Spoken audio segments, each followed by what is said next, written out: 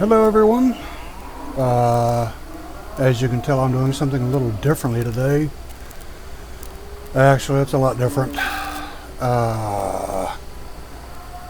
I'm just picking up a tractor and we're going to be taking it over to Lubbock. Up to Lubbock, Texas.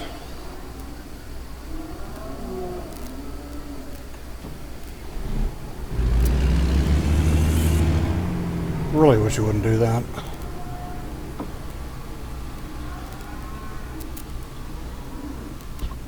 Okay. We're all loaded up and ready to go.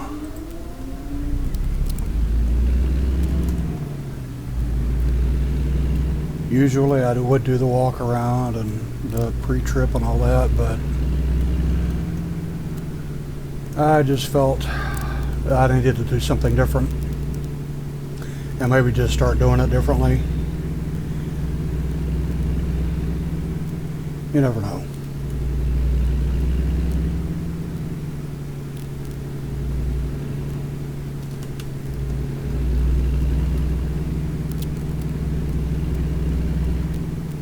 Please don't hit the pole.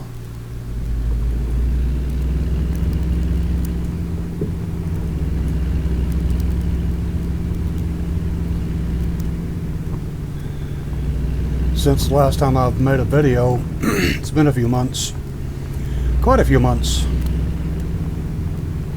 and there's some differences to my truck, this one, because in those few months that I haven't been playing, not only, just not recording, but not even playing at all, and during those few months, there have been some changes in the game. And one of the changes that I noticed was that my dash clock has been taken off, and now they put a DEF gauge that doesn't even work. I prefer to have my clock there. Thank you very much. Can you please put it back on? I said the DEF gauge doesn't even work. So what's the point in having it there? Right next to the fuel gauge where the clock used to be. Now the only clock that I have is the digital clock right there in the middle of the dash. But it's not a major issue, it's just a pain in the butt.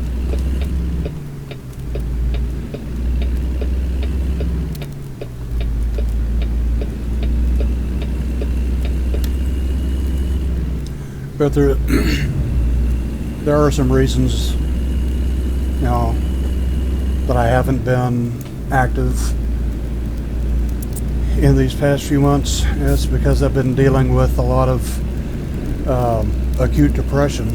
I mean, I've been dealing with depression all my life, and I just went through another major episode of it that lasted several months.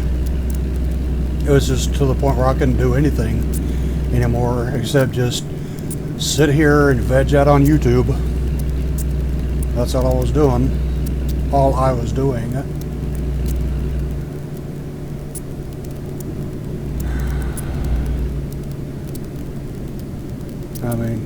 And now I finally know why I've been suffering from depression all my life. And it's what me and my doctor have been going over the past 5 years.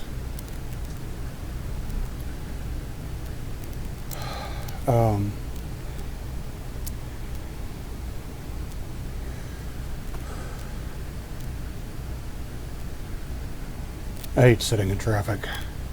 I'll get back to you, and we're back.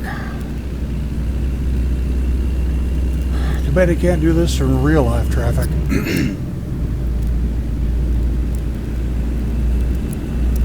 But as I was saying, over the last several years, me and my doctor have been, once I got diagnosed with PTSD,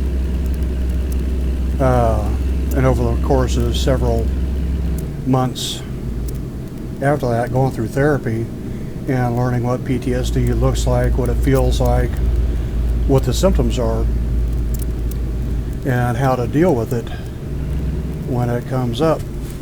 And medication, also, but medication alone is not just a cure-all. You also have to know how to take care of it, how to deal with it mentally. It's a never-ending struggle, and come to find out that I have been struggling with PTSD all my life. And when I say all my life, I mean since I was a toddler. And over the years, my doctor finally were able to narrow it down as to what happened and why it happened.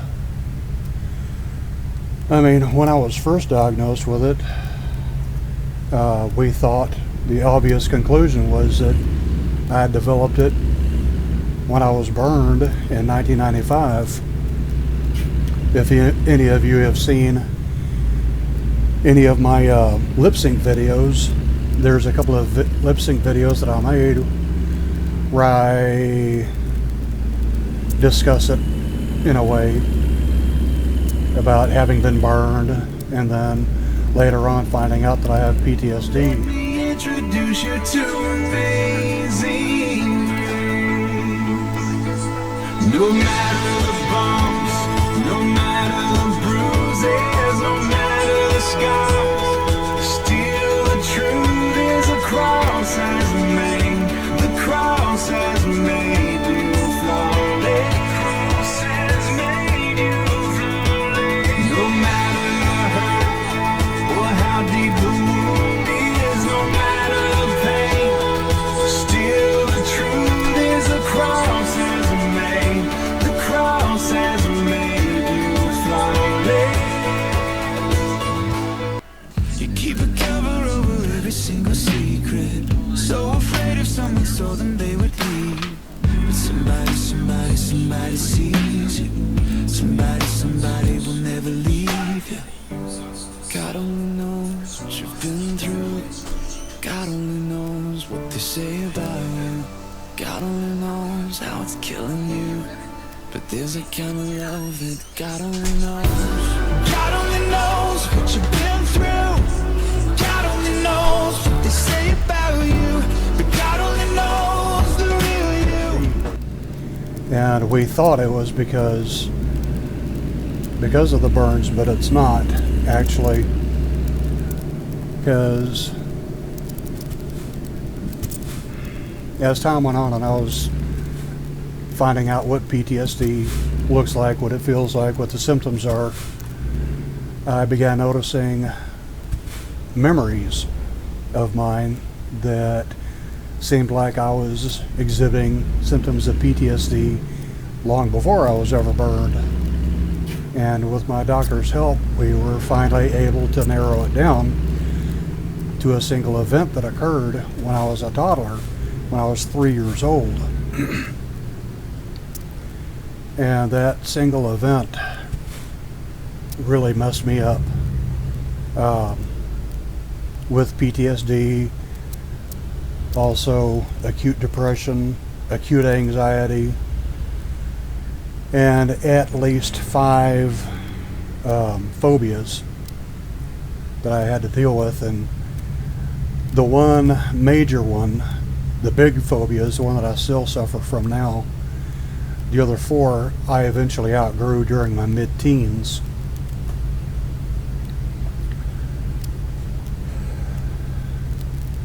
And just each phobia led into another phobia, which led into yet another phobia, and that's the way my childhood was.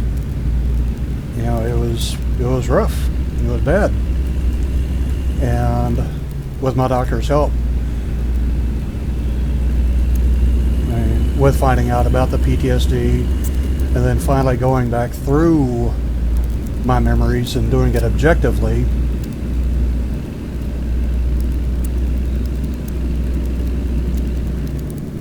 and to see that a lot of things about my childhood weren't what I always thought they were. Some of it was very different once I finally learned how to take the PTSD blinders off.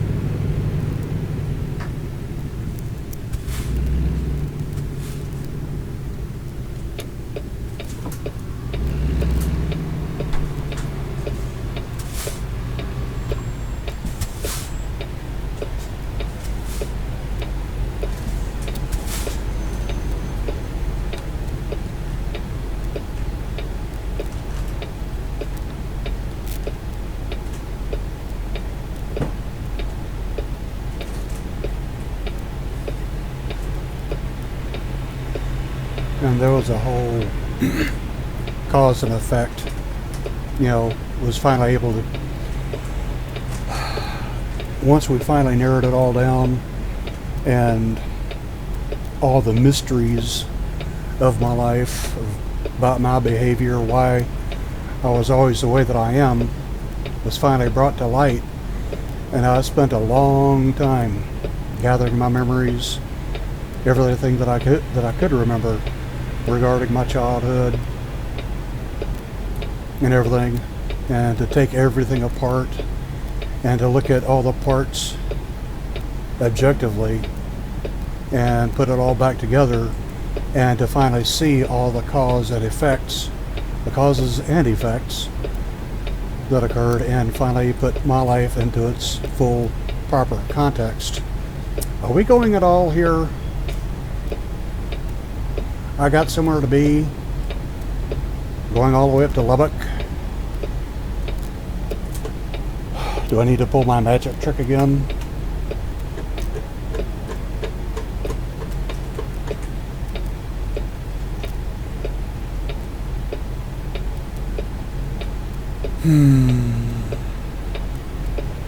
I guess so. Always helps to put it in gear.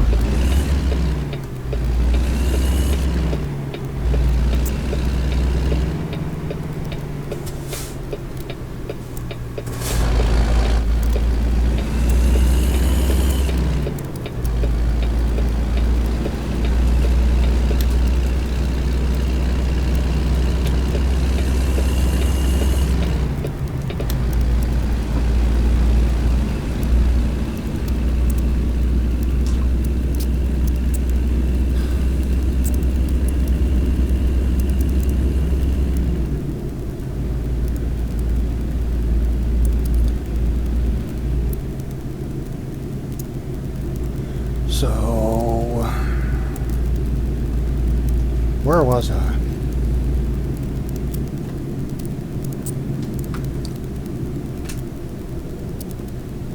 I'll wait till we get to the freeway.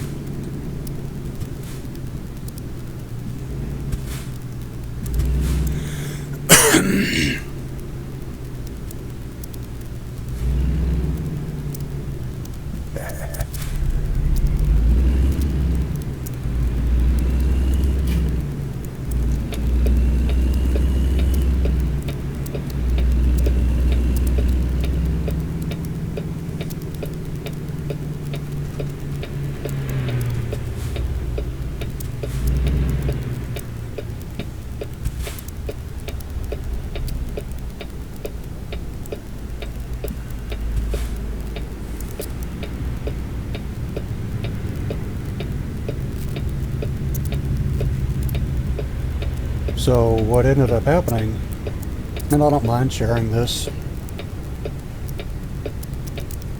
I mean, that's what the whole thing's about. So when I was 3 years old in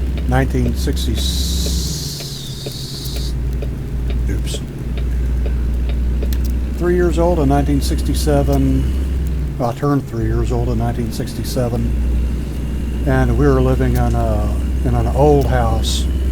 I mean, this house was built before sheetrock was invented, so the house was using all real wood paneling.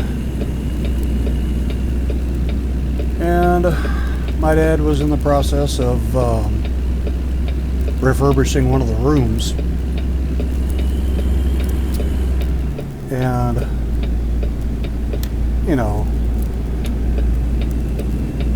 my dad, happy that his little boy wanted to watch him as he worked around the house. I know this because my own son, when he was 3 years old and I needed to work on one of his electronic toys, and he wanted to watch me while I was working on that. So, in fact, he was trying to get in the middle of all that.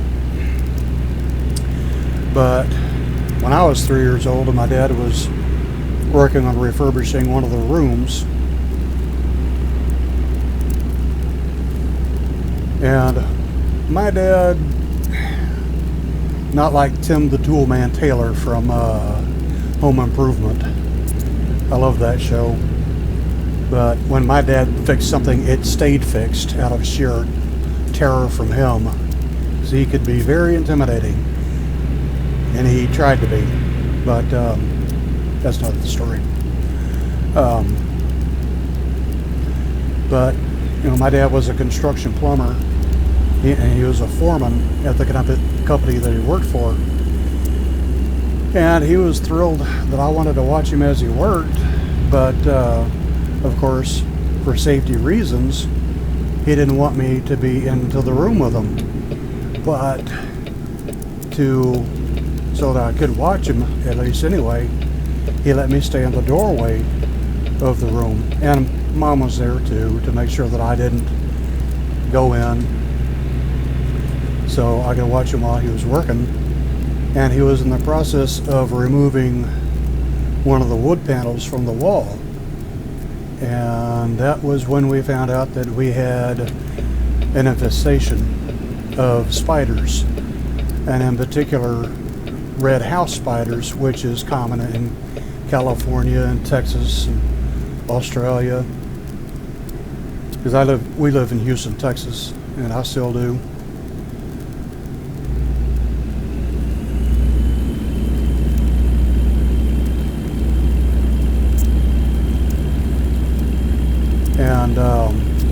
And the thing about the red house spider is that they are a small spider, and places like in the walls is perfect hiding places for them. But like I said, we found out that we had an infestation of them. And the thing about the red house spider is that it is the same size and shape as a black widow. So I'm kind of wondering if it's related to black widows. I have done some research on them, and there wasn't anything said about that, except that red house spiders can be so red that they can actually look black. And yes, they can be easily mistaken for black widow spiders. And some of them, yes, also have red hourglass underneath the abdomen, further complicating things. Although the red house spider isn't like, its venom isn't like the black widow's, but its venom is very painful.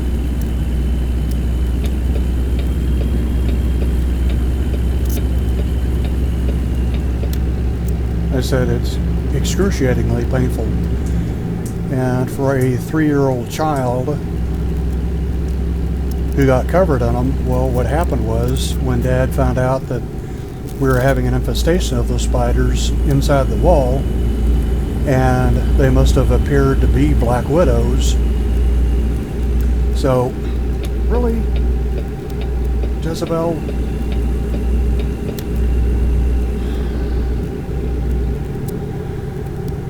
So Dad saw what must have looked like an infestation of black widows instead of red spiders, and he dropped the wall panel, and a lot of those spiders got flung off the wall and onto me, where I was safe in the doorway to that room, and they bit.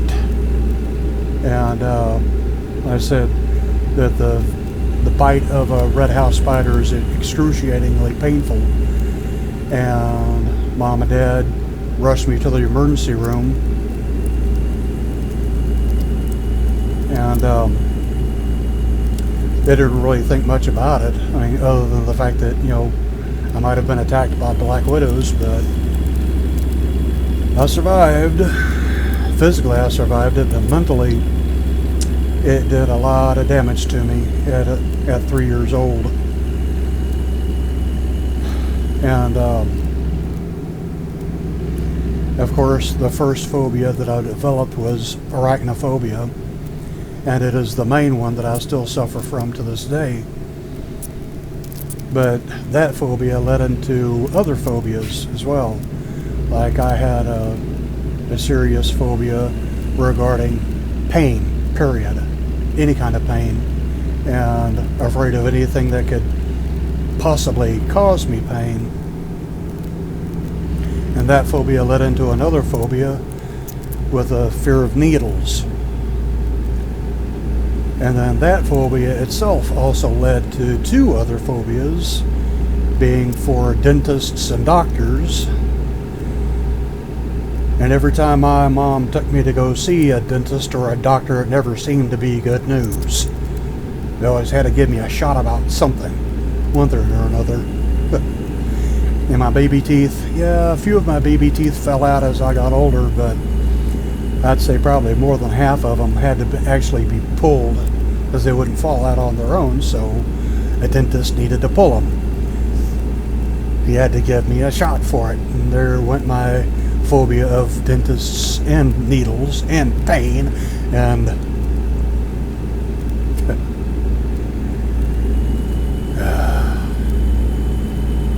needless to say, I ended up being one messed up little kid. And I mean, PTSD has become a diagnosis now for more than 40 years. Before then, it was just called shell shock, and it was attributed only to wartime veterans. But in the now more than 40 years since it's become a diagnosis, and anyone can get it, they found out that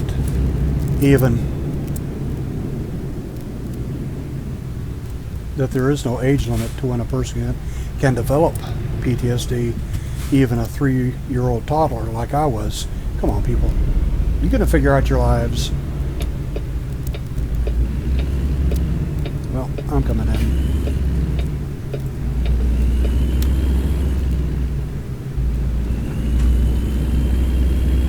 Oh, yeah, that figures.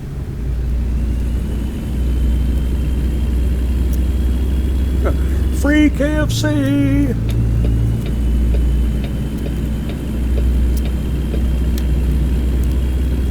So you can look up what would now be considered the classic symptoms of PTSD in a child, and there you will find my behavior that had always been a mystery to me all throughout my life.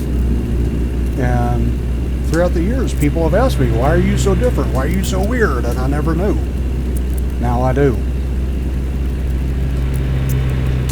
And more than just knowing why, but now I know how to deal with it for the most part. But I still suffer from acute depression and acute anxiety. To say that I was a loner, that I exhibited, antisocial behavior, antisocial tendencies, well, that's just part of PTSD, is that it isolates a person. Say, for example, our veterans, our veterans today, when they go off to war, when they go overseas, I mean, a person, well, it doesn't have to be a veteran. I mean, since PTSD has become a diagnosis in its present form, anybody can develop it, not just veterans. And just using it as an example, that, say, a person grows up normally, let's say that, and Mr. Congeniality, everybody loves him, he's got a fantastic personality, a charming smile, everybody loves him, he's very witty and all that, everybody loves to be around him.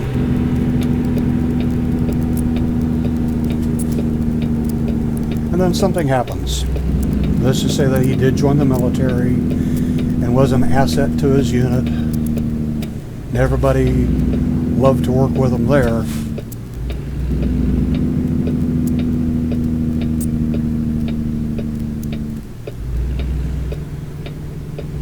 And then he goes overseas and he sees things and he goes through it. And when he comes back, he's just not the same person that he once was. He's changed fundamentally, because that's what PTSD does. It changes you fundamentally. It changes the way you think. It literally hardwires your brain to process information differently. And one of the things that it does is that it isolates a person where they have to be alone. They want to be alone. They need to be alone. They don't want anybody to mess with them. They don't want to mess with anybody else. PTSD has ruined so many marriages because of that.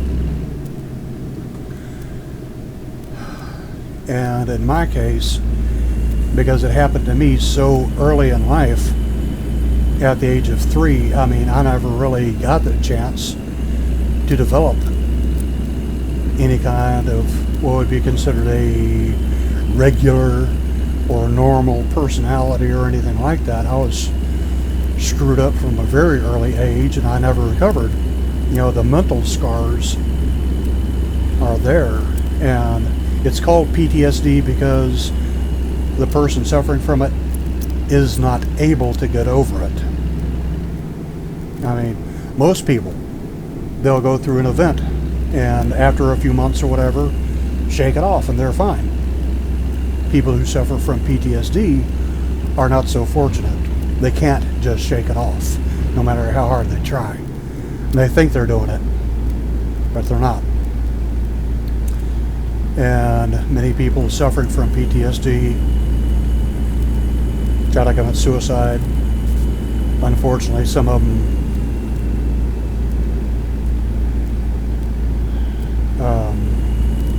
do commit suicide because they're just unable to really cope and function anymore. But PTSD became a part of my personality so young that by the time PTSD became a diagnosis and that anybody can develop it, I was 16 years old by then, and nobody once thought that that's what I was suffering from, because I was a loner, and I said I had antisocial tendencies, antisocial behaviors, but that's just what PTSD does. And people don't like being around someone who is antisocial, even if they're not trying to be. And other people may not know that that's what it is. I mean, you can just tell when something is off about someone, and you may not know what it is, anything that you can put your finger on and say this is what it is, but people can tell. And when somebody can tell that somebody else is antisocial, what do those people typically do? They ignore them.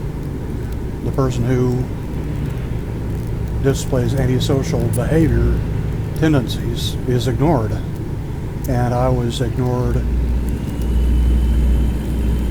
a great deal of my life. Everybody pretty much, even if they didn't try to, didn't mean to, they just did. And that includes school, home, you know. And this was back in the days in the 60s and 70s when old school parents were terrified of coddling their kids, sheltering them, because they were afraid that, you know, it would turn their kids into wimps or whatever. And in my case, I was pretty much a wimp anyway because of what I was suffering from, and nobody had a clue. Nobody understood that. So, looking back now objectively, and I can see that I was higher maintenance than anybody knew of. And for me, I really needed to be coddled. I needed to feel safe and protected because I never did. I never felt safe. I never felt protected. I never had a good look at my own self-worth. I mean, I always looked at myself as a literal flea compared to everybody else. And when I drew pictures of myself in relation to others, everybody else were always giants. And here I was, just this tiny dot on the paper. And Mom asked me one time, I remember I was 7 or 8 years old, and I drew a picture and showed it to her. Mom took that picture. It was like a portrait of me and everybody else, but Mom was confused why I drew myself so small and everybody else filled up the page. And look at that. Look what? That's not how lowriders work. Wow.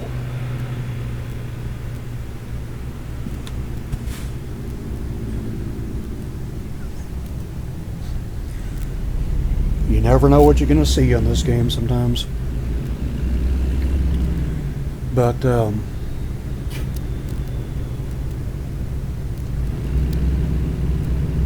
so yeah.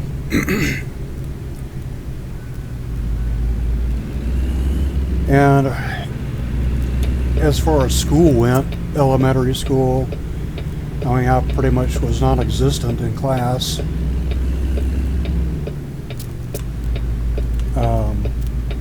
Ignored by everybody, and the ones that I wish did ignore me were the ones who didn't ignore me, and I'm talking about bullies.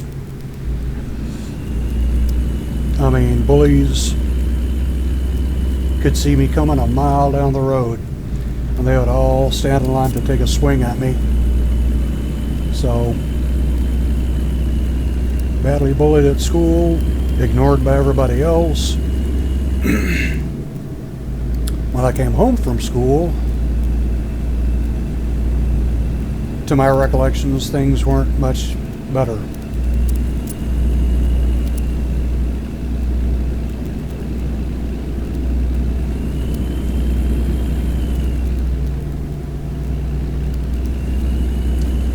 I was the youngest of 3 kids, 2 older sisters.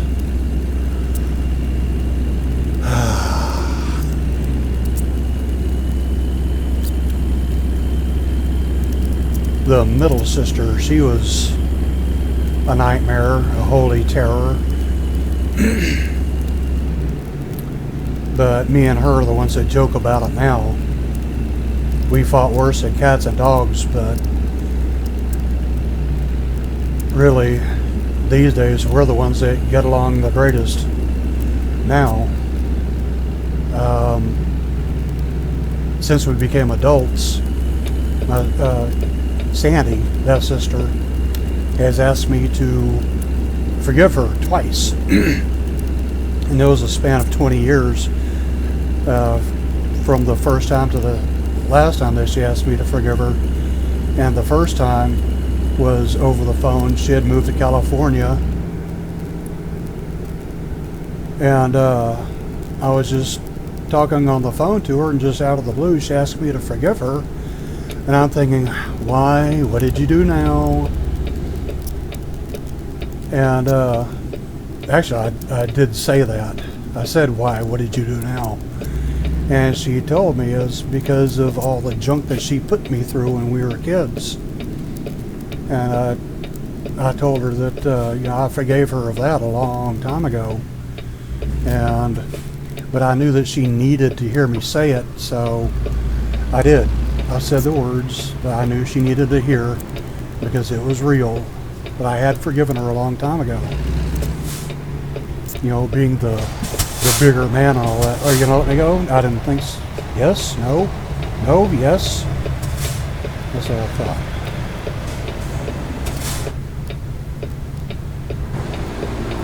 Okay. What is wrong with this thing?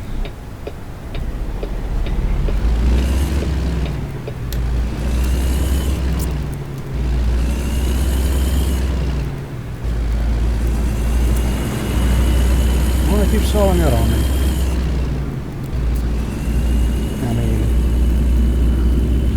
I'm not due for maintenance really for a while. But yeah, I told her I forgave her of that a long time ago. And then just in the past few years, with me and my doctor working on my past, going through everything and being excited for what I discovered, and I let Mom and Sandy know, because by that time Sandy is living with Mom over in Mississippi since Dad passed away 10 years ago this Thanksgiving. And Sandy's and her husband's been living with Mom to help since then. But I said I was excited to start learning about what was really going on in my childhood, why I was the way I was, why I think and feel the way I do because of all that. And it brought the guilt back up on my sister, and she once again asked me to forgive her. She sent me an email, this time instead of talking over the phone, and I emailed her back telling her that I really wish that she would get delivered from all of that guilt, because, you know, myself, I wiped the slate clean, and she's the one who keeps putting a list back up on that slate, and I'm the one who still has to keep erasing it again. And this time I told her, you know, I told her that if I could physically reach my arms into the monitor of my computer and have my arms coming out of her monitor on her computer, and once she got done freaking out seeing that, I would give her a big brotherly hug, because I let her know that I love her in no uncertain terms, period. And I look back on our childhood, I laugh about our childhood. I really don't think of the things that she did to me. But I told her that what I do remember is thinking how much of a badass she really was, and that I looked up to her. I still looked up to her, and that any time that she showed how badass she was, I was thinking, yeah, she's my sister. That's my sister.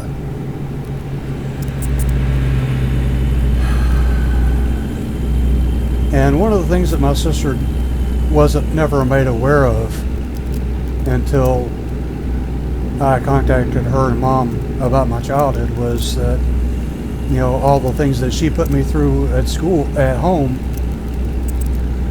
but she never thought about all the things that I was going through at school with the brats who were the bullies, who were bullying me.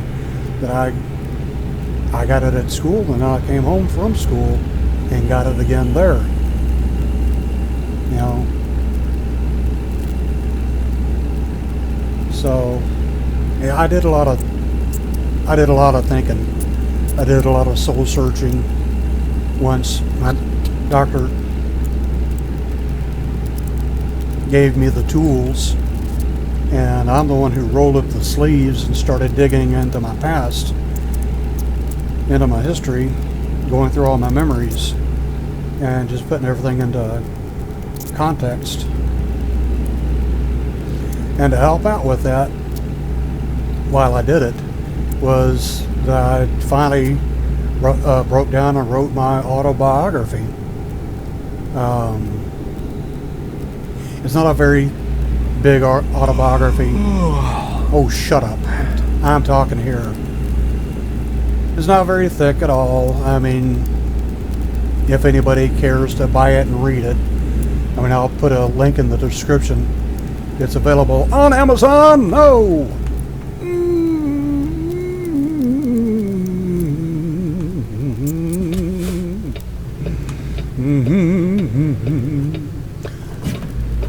Oh, this is not something I normally do.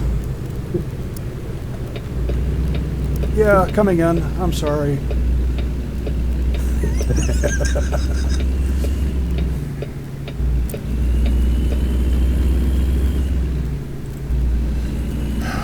Some people shouldn't text and talk, text and drive. I shouldn't even talk and drive. How much further do I have? Hour and 38 minutes. Oh, okay, great. Sweet. Almost there. But writing this autobiography, like I say, if it's available on Amazon.com, I'll put a link in the description for the page. Shut up. And if anybody cares to buy it and read it, I mean, it'll probably take you maybe an hour or two to read through it. 'Cause I didn't write about every waking moment of my life. Most of my life is just everyday normal occurrences like everybody else. And I just kept it short, sweet, and to the point of what I was talking about, which was about me surviving. Surviving what? Yeah, exactly. Surviving everything. Originally, I just wanted to write my autobiography about me surviving being badly burned in that explosion. But I'm glad I waited, because I had to go all the way back to, will you stop? Stop.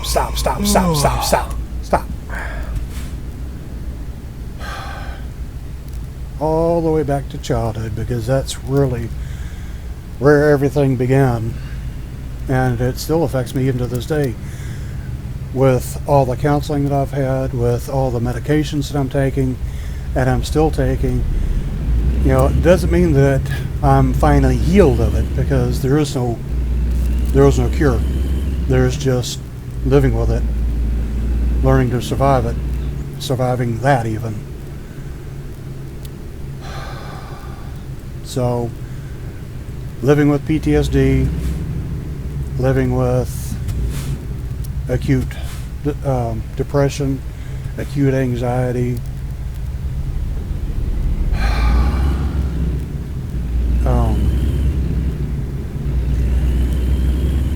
and this last episode of depression, like I said, lasted me quite a few months, and it, I guess, could be considered suicidal level of depression, but why am I pushing that button? But, and if you want to see where my mind goes when I'm going through one of those episodes of depression, I made a video about that. I don't talk in it or anything like that. It's just reading. So, and about 6 of the pages, I think, has pictures. So, and it's all timed. It's like 2 minutes per page to go through. It's 12 minutes altogether. 12 minutes, I think. 12 pages. But 6 of the pages have pictures on them, so those only last 30 seconds each. Anyway, if you really want to know where my mind goes when I start going through another episode of depression, you can watch that video if you want to sit through all the reading. If not, that's fine. And I also put Wake Up. And there's 4 songs I put in there with it to accompany it. And you can either turn the volume off, or, I mean, I tried to bring the volume down, but I think it's still a little bit too loud. So you might turn the volume down even further. And it's just about me ranting and raving about this cruel, cruel world and the direction that I wanted my life to go, but didn't. And where I'm at right now. So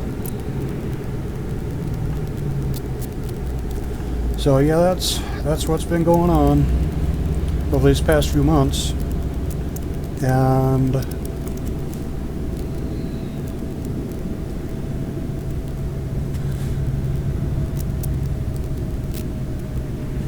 if you don't mind, I'm thinking about just changing how I'm doing my videos, where I can just do like I'm doing right now, talk about, wake up, talk about whatever, like anybody else does who makes videos like this. I mean, one of my favorite YouTubers, Jeff Favignano, first of all, he's the one who got me into playing this game. I saw him playing it and looked like he was having a lot of fun, so over the past few years I've been playing it. And then finally I made those 9 earlier videos of playing this game, and when I started doing it, I told myself that I wasn't going to play the game every day. I was going to maybe do it a couple of times a week or something like that because of all the editing involved. But no, I ended up doing exactly what I said I wasn't going to do, recording just about every day, first thing in the morning, and then it took me all day long of editing it. And that's where all the bubbles come in of me thinking or saying something or whatever. And then I uploaded it onto YouTube, and by that time it was time to go to bed. Well, doing it, I kind of overdid it, and I ended up burning myself out. So, and about that time was when I started going through the depression. So I had to start playing again, just to get used to playing it again. And so I'm going to start making more videos again, and just whatever, you know, talk about whatever, how I'm doing, if anybody really cares to know.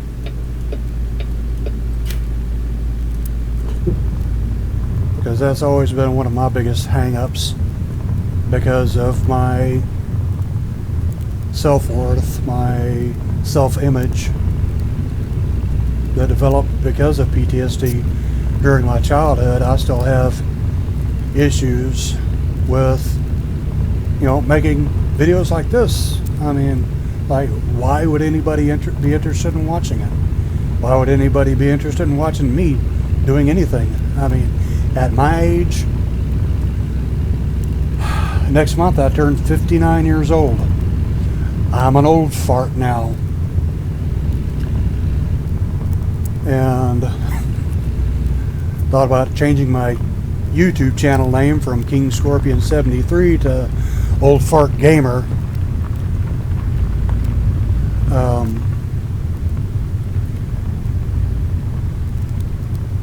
By today's standards, I'm really not a gamer, and my 20-year-old son, who's now 20 years old, would be the first to tell you that I am not a gamer by today's standards. I mean, I was when I was, you know, in my mid-teens, back in the glory days of 8-bit video games. I was a gamer then. The technology eventually got away from me, and I mean, and one of the things, shut up. One of the things that I want to talk about is getting a new processor, a new video card for this computer. I've already updated it once, and with this graphics processor, with this graphics card, and it gets me what you see right now and this was an upgrade. So, oh, goody, goody, goody, goody, goody, goody. So, when my birthday comes along next month, I'm planning on getting me another upgrade for a graphics card, a new graphics card. This has just a 32-bit data bus for the graphics card, and one I'm thinking of looking at getting is like 128-bit, and that's probably the highest I can go for with this computer. And this computer I got 2 years ago because it was all I can afford. And shut up.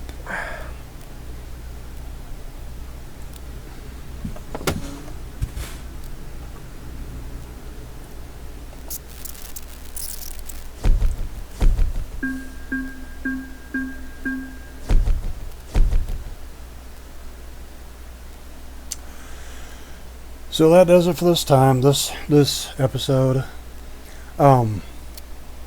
There is a great deal that I really want to start talking about, things that I've always kept to myself, but with the help of my doctor, being able to start articulating about it. So that's what I want to do now, and if there's people that I can help with any of this, you know, if anybody's having a bad day and you feel like you're the only one, and maybe you're not, because I've always felt like I was the only one suffering from this, and turns out there's an entire community out there. So get support, get help, because I do. Lord knows I've needed it all my life and never got it until the past few years. So, well, I'll talk to y'all next time.